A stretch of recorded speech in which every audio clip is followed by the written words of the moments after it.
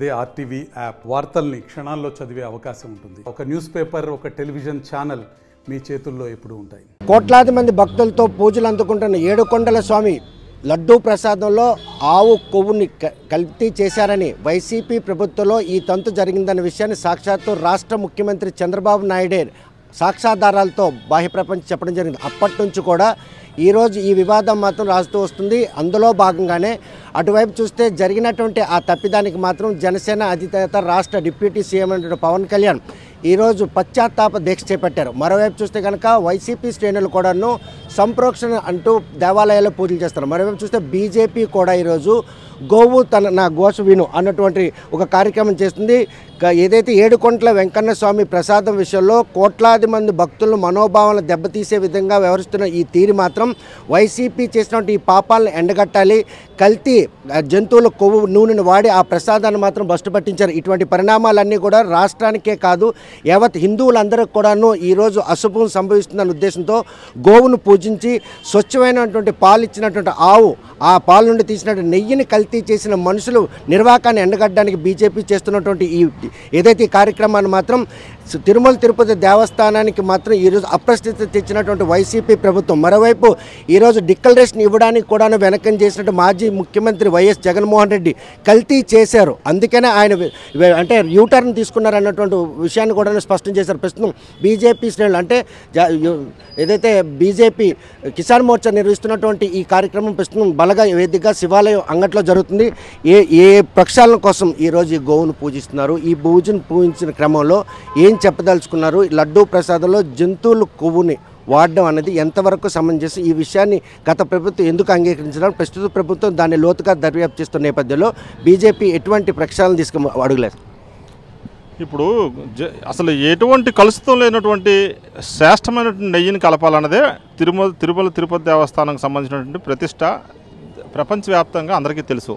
ఆ దేవుణ్ణి ఆరాధ్య దైవంగా పూజించుకున్నటువంటి హిందువుల మనోభావాలు దెబ్బతినడమే కాదు, హిందువుల్ని పూర్తిగా అనగదొక్కే కార్యక్రమం ఇదని చెప్పి తెలియజేయాలి. ఎందుకంటే ఈరోజు అన్ని మతస్థుల్ని చైర్మన్ చేయడం వల్ల వచ్చినటువంటి అనార్థమే ఈరోజు తిరుమల తిరుపతి దేవస్థానంలో లడ్డూలో నెయ్యి కలుషితమైందని చెప్పడానికి. ఆ రోజు మేము భారతీయ జనతా పార్టీ అన్ని మతస్థులకి చైర్మన్ ఇవ్వకూడదు అని అన్ని దేవాలయాల దగ్గర కూర్చొని మేము ఏదైతే సంతకాల సేకరణ చేసినప్పుడు వేలాది మంది భక్తులు ఇది చాలా నిరసన వ్యక్తం చేసి తప్పు అని చెప్పి ప్రశ్నించారు.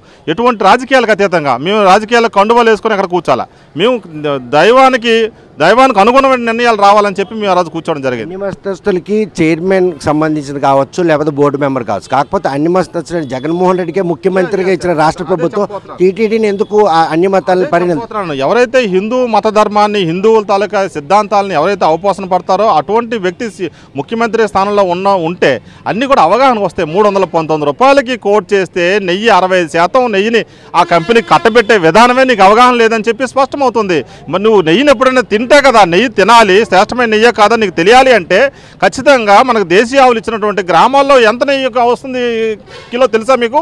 అలాంటిది మీరు ఆ స్థాయిలో కోట్ చేసిన వ్యక్తికి ఇవ్వడం, మళ్ళీ దాన్ని ఏమో నేను ఉండేటప్పుడు రాలేదు కదా, నేను వెళ్ళిపోయిన తర్వాత నువ్వు ఉన్నప్పుడే వచ్చింది కదా అనే ప్రశ్నలు ఉత్పన్నం అవడానికి అవకాశమే లేదు. నువ్వు ఇచ్చిందా కాదా, నువ్వు ఇచ్చిన తర్వాత కలుషితం అయ్యిందా లేదా, అది టెస్ట్ చేస్తే 40 ఏళ్ళు పరిపాలన అనుభవం ఉన్నటువంటి ఒక ముఖ్యమంత్రి మరోసారి ముఖ్యమంత్రిగా ముఖ్యమంత్రిగా ఉన్నటువంటి నారా చంద్రబాబు నాయుడు గారు దాన్ని ఒక అత్యున్నతమైన ప్రమాణాలు కలిగినట్టు గుజరాత్లో ఉన్న కంపెనీకి దేశంలోనే కాదు ప్రపంచంలోనే అత్యున్నత ప్రమాణాలు కలిగినట్టు ఆ డేటా తీసుకొని అది ఇచ్చినప్పుడు దాన్ని నువ్వు ఛాలెంజ్ చేయాలా, దమ్ముంటే దాన్ని ఛాలెంజ్ చేసి దానికి నువ్వు ప్రశ్నకి సమాధానం చెప్పి అప్పుడు తిరుమల తిరుపతి దేవస్థానానికి వెళ్ళాలా.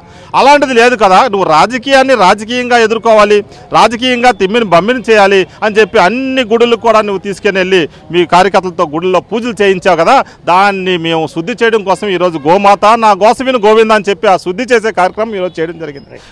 ప్రస్తుతం మాత్రం గోమాత నా గోడవిను అంటే స్వచ్ఛమైన పాలుతో తీసినట్టు నెయ్యితో తయారైనటువంటి తిరుపతి లడ్డూలో మాత్రం జంతువుల కొవ్వును వినియోగించారన్న విషయాన్ని అత్యున్నత ల్యాబ్లో పరీక్ష చేసిన తర్వాత నిర్ధారణకు వచ్చినటువంటి ముఖ్యమంత్రి ప్రకటించిన ఈ ప్రకటన మాత్రం ప్రతి ఒక్కరు ఏం పూజలు చేస్తున్నారు ఇక్కడ ఈరోజు గోమాతను ఏ విధంగా పూజలు? గోమాత పవిత్రమైనది. మన హిందూ సాంప్రదాయంలో గోమాతకు చాలా ఇంపార్టెంట్ ఇస్తాము. మన హిందువులు ఏ కార్యక్రమం పూజలు చేసినా ఫస్ట్ 5 పదార్థాలు పంచామృతాలతోని పూజను మనం చేసుకుంటాము. అందులో 3 అంటే నెయ్యి, పాలు, పెరుగు, ఈ 3 కూడా గోమాతవే.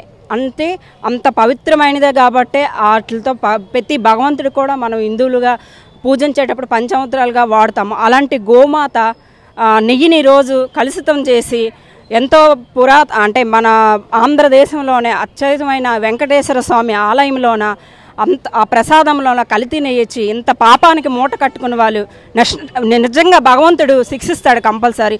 ఈరోజు ఆ గోమాత తన గోసని వివరిస్తుందండి. చూస్తే కనుక చేసిన తప్పిదాన్ని కప్పుపుచ్చుకున్నందుకు మాజీ ముఖ్యమంత్రి చేసినటువంటి ప్రయత్నం మాత్రం తీవ్రంగా తప్పుపడుతున్నారు. స్వచ్ఛమైన పాలనిచ్చినటువంటి ఆవుతాలు నెయ్యిని మాత్రం కలుషితం చేశారు. ఈ పూజల ద్వారా ఈరోజు హిందువులందరినీ కూడాను ఒక రకంగా వారి మనోభావాల్ని పరిరక్షించుకునే క్రమంలోనే ఈ పూజలు జరుగుతున్నాయి. గోమాత ఈరోజు గోస పెడుతుంది అంటే హిందువుల మనోభావాలు ఎంత దయానీయ స్థితిలో ఉన్నాయో మనకు అర్థమవుతుంది. ఈరోజు ప్రతి దేవాలయంలో ప్రక్షాళన కార్యక్రమం జరుగుతుంది.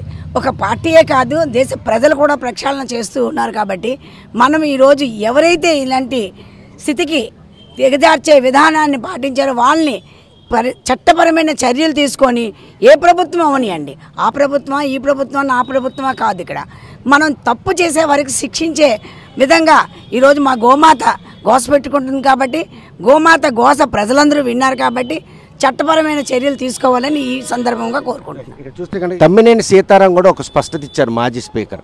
ఇది కూటమి ప్రభుత్వం హయాంలో జరిగింది, ఈ జరిగిందని కూటమి ప్రభుత్వం బాధ్యత వహించాలి, మా ప్రభుత్వానికి సంబంధం లేదంటున్నారు. ఆయన వ్యాఖ్యలు ఏ విధంగా ఆ వ్యాఖ్యలు అనేవి పూర్తిగా విరుద్ధంగా ఉన్నాయండి.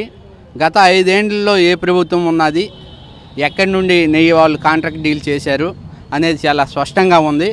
మరి మన సీఎం గారు నారా చంద్రబాబు నాయుడు గారు గత నెల రోజులు అవుతుంది ల్యాబ్కు పంపించి పూర్తి స్థాయిలో దాని మీద సరైన ఆధారాలు వచ్చాకే అది బయట పెట్టాం. కాబట్టి ఈరోజు అలా విధంగా అనుకుంటున్నారు. కానీ మనం ఎప్పుడు శాంపిల్ ఇచ్చామో, ఎప్పుడు ఆ ల్యాబ్ రిపోర్ట్ వచ్చింది అనేది చాలా క్లారిటీగా ఉంది. వాళ్ళు ఇచ్చేదే కరెక్ట్ అనుకోవడం చాలా తప్పు. ఎందుకంటే గత 5 ఏళ్లలో వాళ్ళే పరిపాలన చేశారు. అసలు నెయ్యి అది ఎంతండి, లక్షల కోట్లు విలువ చేసేవి కబ్జా చేసుకుంటారు. ఆ నెయ్యిని కూడా వగలకపోతే ఎలాగండి? హిందూ మనోభావాలు దెబ్బతినవా? హిందూ సాంప్రదాయాన్ని అపవిత్రం చేసే విధంగా చేశారండి ఈ కార్యక్రమం.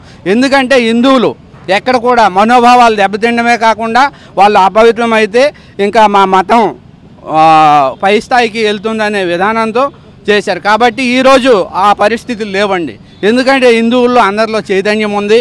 ప్రతి హిందువు కూడా ముందుకొచ్చి ప్రతి కార్యక్రమంలో ఇన్వాల్వ్ అవుతారు. కాబట్టి గొప్పగా జరుగుద్ది. ఇక మీదట హిందువులు కూడా చైతన్యం వచ్చింది కాబట్టి ప్రతి ఒక్కరు కూడా క్షమించేదే లేదు. హిందువుల పైన ఏ ఒక్క వ్యాఖ్యలు చేసినా సరే దాన్ని కఠినంగా శిక్షించాలని మీకు సభాముఖంగా తెలియజేస్తున్నాను. ఈ విషయంపై హిందువుల్లో ఒక అప్రతత భావం ఉంది. ఇప్పుడు ప్రసాదం తినాలని కూడా భయపడిపోతుంది. దాన్ని ప్రక్షాళన చేసి ఎందుకు చేసినటువంటి ప్రయత్నాలన్నీ కొనసాగుతున్నాయి. జరిగిపోయిన దాన్ని లాగదీసే కంటే ప్రస్తుత ప్రభుత్వం దేవదేవునికి రోజుకి కోట్లలో ఆదాయం, అలానే కొన్ని వేల కోట్ల ఆస్తులు ఉన్నాయి. దేవాదాయ శాఖకి ఒక్క ఆంధ్రప్రదేశ్లో 1000 కోట్ల ఆస్తులు ఉన్నాయి, 1000 ఎకరాల భూమి ఉంది. ఇప్పటికైనా మించిపోయింది లేదు. రాష్ట్ర ప్రభుత్వం దేవాదాయ శాఖలో ఉన్నటువంటి భూములన్నింటినీ ఒక దగ్గరికి సమకూర్చి గోవుల్ని సంరక్షించి అందులో వెటనరీ డాక్టర్లని నియమించవచ్చు, కొంతమందికి ఉద్యోగ కల్పన చేయొచ్చు, స్వచ్ఛమైన నెయ్యిని ఆవు పాలను దేవునికి సమర్పించవచ్చు. ఆ విధంగా రాష్ట్ర ప్రభుత్వం చర్యలు తీసుకోవాలనేసి ఈ ముఖంగా నేను తెలియజేస్తున్నా. ఈ ఏదైతే గోపూజలు ఉన్నాయో దీని పరంగానే ఇప్పటికైనా ఈ కల్తీ వ్యవహారం కొలిక్కి వస్తుంది అనుకుంటా. తప్పకుండా ప్రభుత్వం కనుక కృషి చేసినట్టయితే ఈ సమస్యకు పరిష్కారం వచ్చేటువంటి అవకాశం ఉన్నది. ఎందుచేతనంటే 100 ఏళ్ల క్రితం వేమన చెప్పారు, గంగి గోవు పాలు గరిటెడైనను చాలు, కడివెడైన నెల కరము పాలు అని. అంటే ఆవు తాలూకా పాలు చాలా స్వచ్ఛమైనవి అని ఇవాళ చంద్రబాబు నాయుడు గారి ప్రభుత్వం, జగన్మోహన్ రెడ్డి గారి ప్రభుత్వం, వైసీపీ ప్రభుత్వం వచ్చిన నాడు చెప్పలే. అది ఈ పార్టీలు ఈ వ్యక్తులు పుట్టక పూర్వమే వేమన గారు చెప్పడం జరిగింది. అటువంటి స్వచ్ఛమైనటువంటి ఒక పాలని ఇవాళ కల్తీ పాలుగా కూడా అభివర్ణిస్తున్నటువంటి వైసీపీ వైఖరి ఏదైతే ఉందో ఇది ఖచ్చితంగా నిరసించవలసినటువంటి విషయం. దీనికి భిన్నంగా ఇవాళ నాకైతే విశ్వాసం ఉంది, ఎన్డీఏ ప్రభుత్వం ఏదైతే ఉందో ఈ యొక్క పరిస్థితిని కేవలం తిరుపతిలో మాత్రమే కాదు యావత్ దేశంలో కూడా దీని మీద ఒక ప్రత్యేకమైన శ్రద్ధ తీసుకుంటారని చెప్పి నాకు విశ్వాసం. చూస్తే కానీ ఇప్పుడు రాష్ట్ర ప్రభుత్వం కూడా ఒక పక్క సిట్ని నియమించి దీనికి సంబంధించిన బాధ్యత ఎవరైతే ఉన్నారో వాళ్ళందరూ బయట కేంద్రం కూడా అవసరమైతే ఇన్వాల్వ్ అవుతుంది. అంటే లడ్డూలో జంతువుల కొవ్వును వినియోగించారన్న ఒక విషయం 99% నిర్ధారణకు వచ్చినట్టు సిట్ ఎటువంటి నివేదిక ఇవ్వబోతుంది, కోట్లాది మంది హిందువులకు సంబంధించిన మనోభావాలను దెబ్బతీసే ఈ ప్రక్రియను ఏ విధంగా త్వరలో కొలికొచ్చాం? ఖచ్చితంగా అండి, ఇందులో 100% కేంద్ర ప్రభుత్వం ఇన్వాల్వ్మెంట్ ఉంటుంది. ఎందుకంటే ఇది ఏదో చిన్న చితక చేసిన తప్పు కాదు. ఇది అత్యధిక మంది ఉన్నటువంటి ఈ భారతదేశంలో ఉన్న సనాతన ధర్మాన్ని, హిందూ మతాన్ని ఆచరిస్తున్నటువంటి వ్యక్తుల్ని భ్రష్టు పట్టించాలని ఈరోజు ఆలోచన జరుగుతుంది. అటువంటి వాటిని ఇప్పటి నుంచే ఖండించకపోతే జరిగే పరిస్థితి వేరేగా ఉంటుంది. కాబట్టి ఖచ్చితంగా కేంద్ర ప్రభుత్వం దీనిలో ఇన్వాల్వ్మెంట్ ఉంటుంది. అన్ని ఆలయాలను సనాతన ధర్మాన్ని రక్షించడానికి కోసం అని చెప్పేసి నరేంద్ర మోడీ గారి ప్రభుత్వం ఎన్డీఏ కూటమి అనేది ఖచ్చితంగా ముందుకు తీసుకువెళ్తుంది. కాబట్టి ఇకనైనా సరే ఈ కొంతమంది ఉన్నారు పెద్దలు మాట్లాడేటప్పుడు మాట్లాడే ముందు ఆలోచించుకుని మాట్లాడాలి. ఎందుకంటే తప్పు జరిగిందంటే జరిగిందని ఒప్పుకొని దాన్ని ప్రక్షాళన చేసుకోవాలి. అటువంటిది కాకుండా ఏ పాపం పుణ్యం తెలియని గోవు అతి పవిత్రంగా వచ్చిన నెయ్యి అనేక పరీక్షలు దాటి నెయ్యి వస్తుందండి, పాలు నుండి డైరెక్ట్గా రాదు.